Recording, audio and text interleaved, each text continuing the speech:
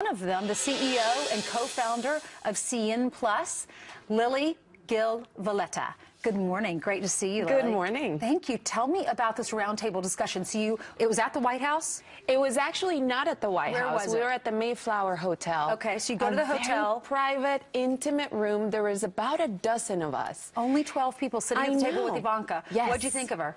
It was delightful. I mean, you know, we read about her desire to help women, and we could see it genuinely in the meeting. It was an amazing moment. It was facilitated by the U.S. Hispanic Chamber of Commerce, that obviously is the body that aggregates all of us as one body. So the Chamber of Commerce asked her to do this. She said yes to that invitation, sat down with you guys. What did you discuss? So we started by getting to know each other. So there was a nice discussion around the table of who we were, what we do, and what our journeys were, especially people like us that are immigrants. It's a different journey. And then we talked about shared priorities. How can we work together as one body of women? Because women are actually driving the growth in new firms as small business owners, and minority women are actually doing it 10 times more. Right. So there is an opportunity for us to work together so the entire American economy rises, and that was the core of our discussion. And how is she going to take that conversation and apply it to what's happening in government? You know, it was interesting how she said that the day after the election, she realized all of a sudden she had the biggest platform she could have ever hoped for women. And while she does not work for the administration, as we know, she did ask us, tell me any good ideas you may have that I could bring forward, of course, with her father or the administration. So she's looking for that, for innovation, what's working and what is not, and we shared some of those with her. Yeah, she's been criticized. She posts beautiful pictures of her family as a working mother of 3. Do you know how hard that is? She posts these pictures on social media and is criticized for it. As women, I feel like we need to stick together and support one another and have open dialogues like you did there at the hotel yesterday. Absolutely. And you know, a lot of people look at these women issues and they say, oh, here we go, the women again complaining about this or that. But the numbers are real. And if we are driving the growth in new firms and small businesses drive the growth in new jobs, yet we don't have our full share of revenues, then that's going to affect everybody's economy. Well, thank you so much. Keep meeting with her and let us know. Keep filling us in. Thanks so much. We have Geraldo in the pub, of course, next. But hold on, I'm trying to answer your question, Jonathan, if you can calm down. Yeah, it was the craziest thing I've seen at the White House. The White House unveiling its $1.1 trillion budget. This budget is really a slap in the face. The Corporation for Public Broadcasting, for years we were told we had to save Big Bird. Well, they sold him to HBO. Why do they need government money? Rex Tillerson exclusively telling Fox News the United States will equip our allies with nuclear weapons if North Korea's threats escalate. The policy of strategic patience has ended. Tipped out of bounds. Northwestern has the basketball. Yada, yada, yada. Northwestern has its first ever NCAA tournament victory. The 5-second rule, apparently when it comes to hard food, is now the half-hour rule, and Ainsley's going to go outside. Why aren't you volunteering to do that? Brian, your wussification of America once again. Brian? Leave it to the ladies. That's been on the ground for 25 minutes. Big deal, Brian. Someone It still tastes great.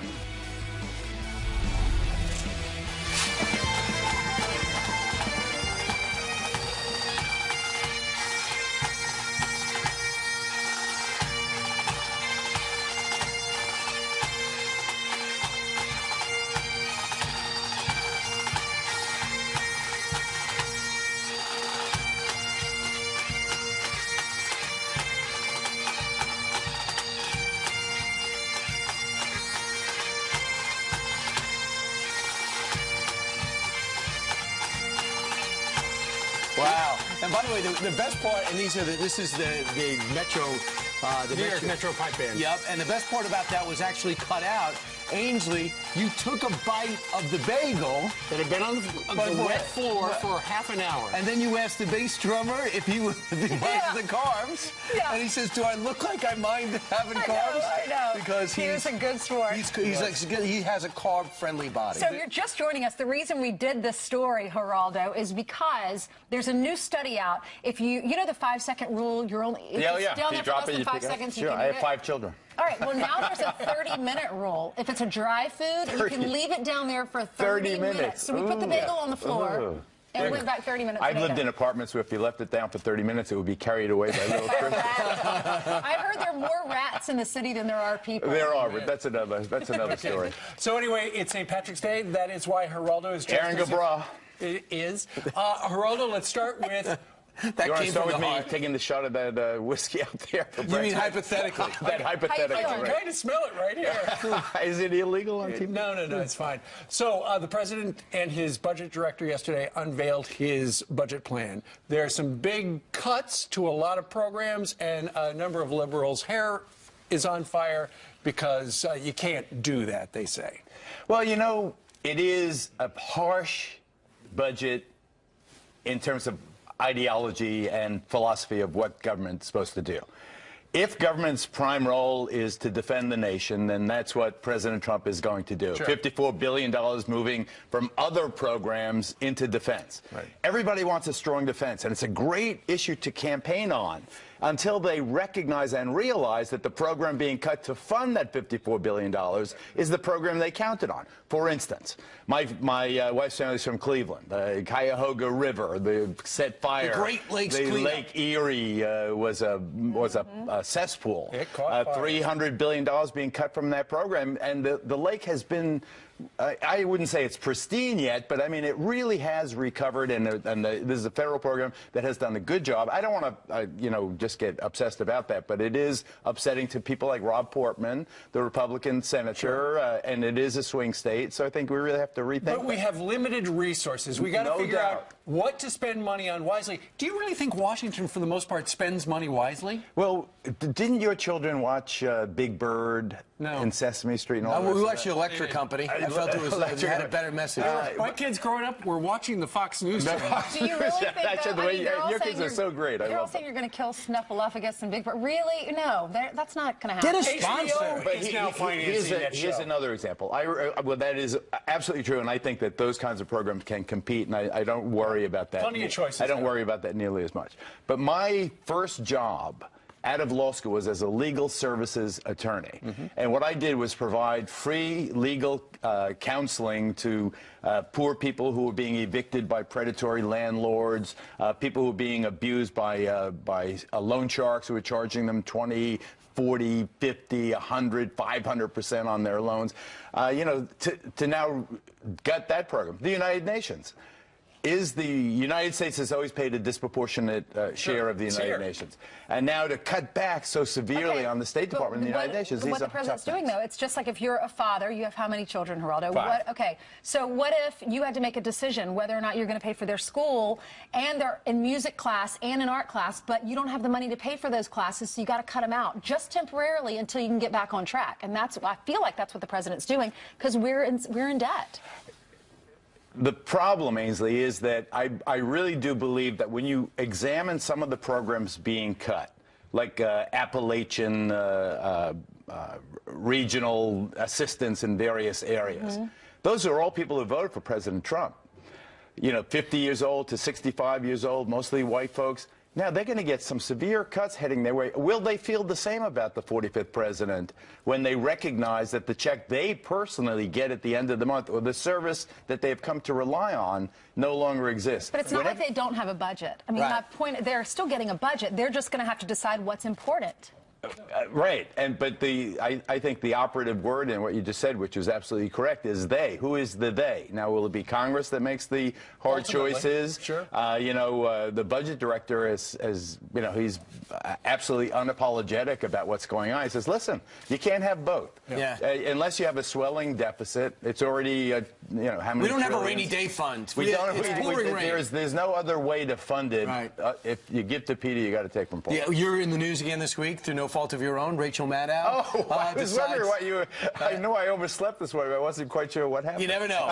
You never know what you tweeted or what you took a picture of. Not at all. She had her Geraldo moment when she was revealing Trump's big 2005 tax return. Thank you so much for bringing it back up. Which showed that he made a lot of money and he paid a lot of taxes. Well, all I can say. But here's the headline.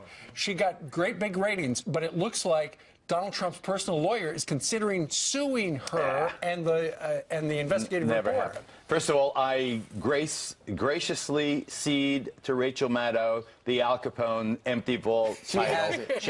It is now her medallion to wear proudly as long as I did. When I opened Al Capone's vault, I knew everybody in the world was watching. It was the highest rated syndicated program, still is, in the history of television. The only thing inside was high ratings and job offers. So, you know, to Rachel Maddow, God bless. But Geraldo, you brought out a great what differentiates you from her. She knew she had nothing in the vault, and she led us on anyway for, what, 30 minutes, to the point where even left-wing talk show hosts are mocking her today. Don't you think that is terrible? I think that the sweet irony of the thing, Brian, is that she teased us.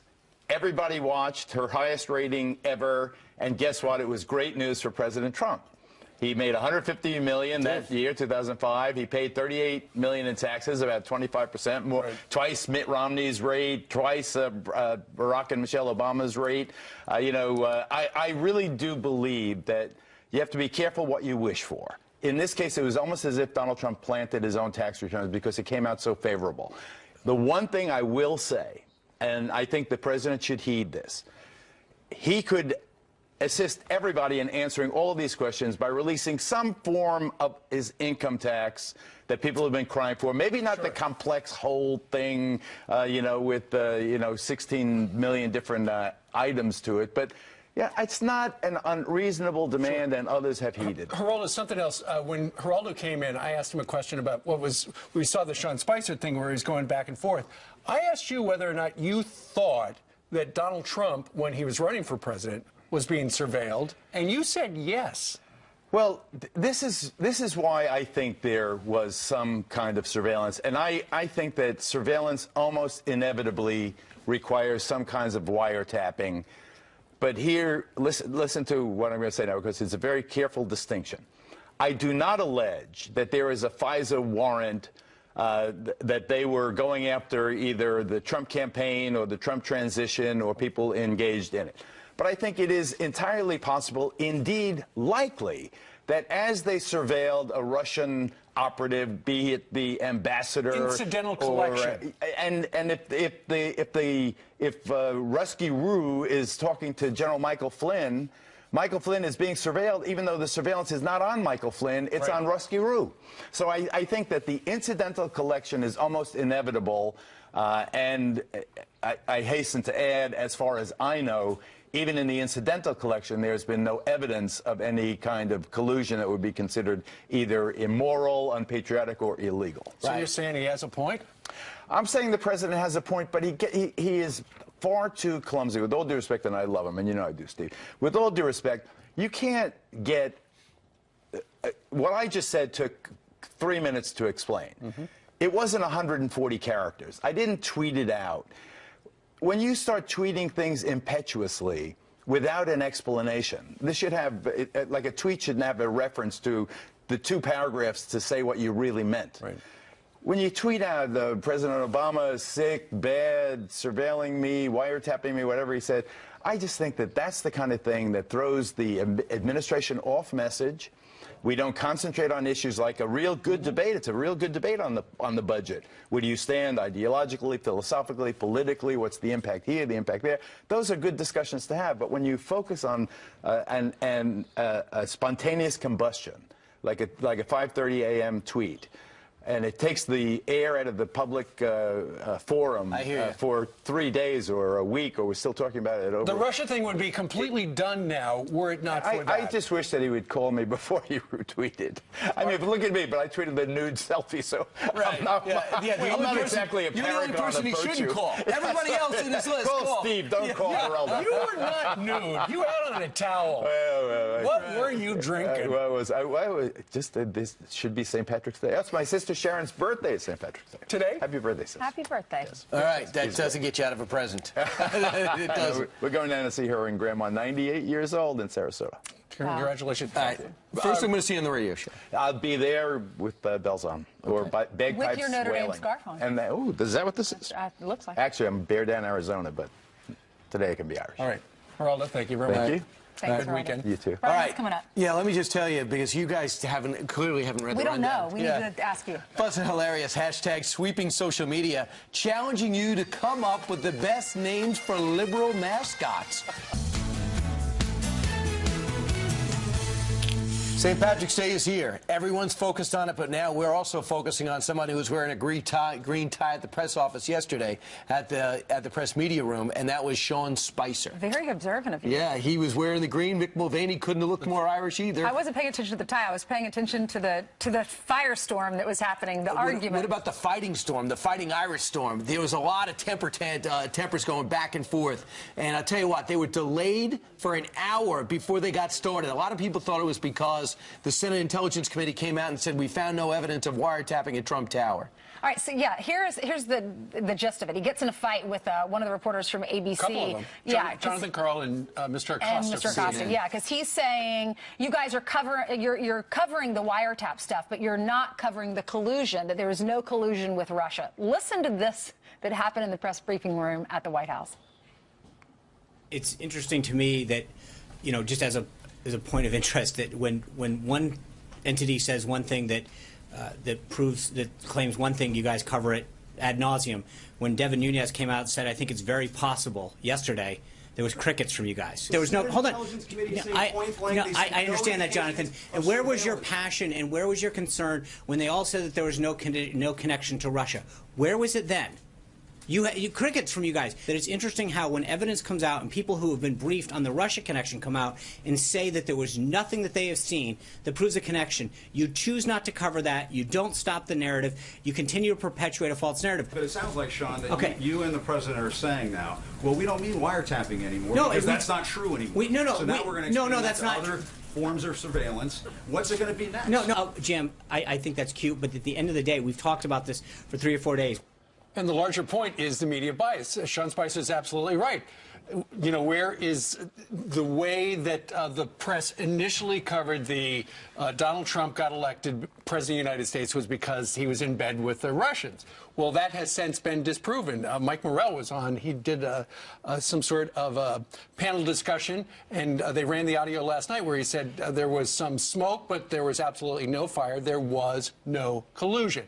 We just had Geraldo on, and he said that he felt that given what the president had tweeted out that morning, he probably was picked up with some incidental collection, something that the intelligence community does all the time. But what he did what President Trump did wrong is say he knew. So he's saying now he's got 2 more weeks. He wants a couple more weeks to show what he has, and he thinks it'll change the conversation. Well, let's see. Because when a current president says something like that about a past president, it's huge news. So Herman Cain weighed in last night. They are obsessed with trying to destroy him. But you know what, Sean? What I'm hearing from my listeners, it's not working. People are not stupid, and they are aware of this attempt on their part to destroy this administration, this president, but it is not working. Not working, according to Herman Cain. What do you think? Do you think it's working? Do you think that's what the mainstream media are doing, or what? Are they telling both sides of the story? Are they being fair? All right, meanwhile, 10 minutes before the bottom of the hour and 40 minutes into the top of the hour. And in an hour and 40 minutes, it'll be 2 hours away. Meanwhile... What? Now I'm really confused. Good. Brian, were you in the whiskey out there at the pub? Geraldo walked by me and breathed on me. Hawaiian judge blocking the president's immigration order. But it turns out that state hasn't accepted any refugees from the 6 countries being banned in the last year. How does that make any sense? Judge Jeanine Pirro has been tasked with making that make sense. I hope she's up for the challenge. She'll be here in 2 minutes, which will be 2 minutes after this.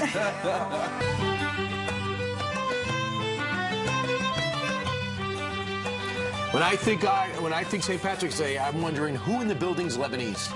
And I came up with Judge Jeanine Pirro. But I have on my green earrings, my green shoes, and I just ate a green apple. It's all that happens, yeah. Happy St. Patrick's Day to you. St. Patrick's Day. All right. And I'm Catholic. Let's talk a little bit about something that made big news a couple of days ago, and that is this Hawaiian judge put on ice the president's temporary travel ban 2.0. But the question is, Hawaii, What do they have involved in their in their situation that would regard this? Well, you know, what Hawaii said was, look, this is going to be terrible. It's going to have an incredible impact on our economy because we're not going to have any students coming from these countries. Yeah. Hello, you don't have anyone coming from these countries anyway. I mean, this is the most hypocritical reaction to the president and this executive order. Look, the bottom line is you've got a judge here who, bottom line, hates Donald Trump. He's saying... Appointed by President Obama. He's an Obama appointee. But he is now saying, what I'm going to do is I'm not going to look at this executive order and assess it based upon the four corners of the order itself. I will assess it based on things that Donald Trump said during the campaign. Can you imagine if he said that to any corporation in America? I will not judge this contract by what it says in the contract, but rather what this guy said at a bar the other night or what he said to a friend the other day. That is just hogwash. As if the Establishment Clause affects someone who lives in Somalia, who's not a citizen, who has nothing to do with this country, no nexus, no connection, no family, nothing. This is absurd. So, Judge, you have this judge with the Ninth Circuit who lives in Hawaii, but Hawaii, according to this article, does not or has not taken in any refugees. Iran, Libya, Somalia, Sudan, Syria, and Yemen. None on any. None, zero. So you know what I think? I think all the refugees should go to Hawaii. And that way, at least I'll have a nexus, a connection to the lawsuit. Because right now, I don't think they have standing. The Establishment Clause does not allow these people. You do not cloak individuals who are not citizens of the United States, who live in foreign countries. You do not cloak them with the Constitution of the United States. So if Barack Obama was president of the United States and handed the same ban, the Six-Nation pause, to put it out there, it would have passed. Not only would they say this passes constitutional muster, they would say, here is a president who has our safety, our security, and our interest at stake. Here is a president who understands the Constitution, who knows that he has the right to protect us. So what's next? What's next? Yeah. The Ninth Circuit. It's a Ninth Circus. It's a joke. That's why they did it in Hawaii, although they have no standing, no nexus, no connection. Apparently, there's a story out this morning that Congress is considering splitting the Ninth Circuit, which is half the country, geographically, in two. Is that a good idea? Yeah, we double the idiocy. Well, there's also according to the online machine, what do you call that, the interwebs? Apparently there's a number of people who are suggesting that people should boycott Hawaii because of this. Well, certainly, I'm not going to say to do that, but what I would say is this. You know what? You do not and should never have a hypocrisy in the courts, and that's what's happening right now. And we are at a very critical point in this country.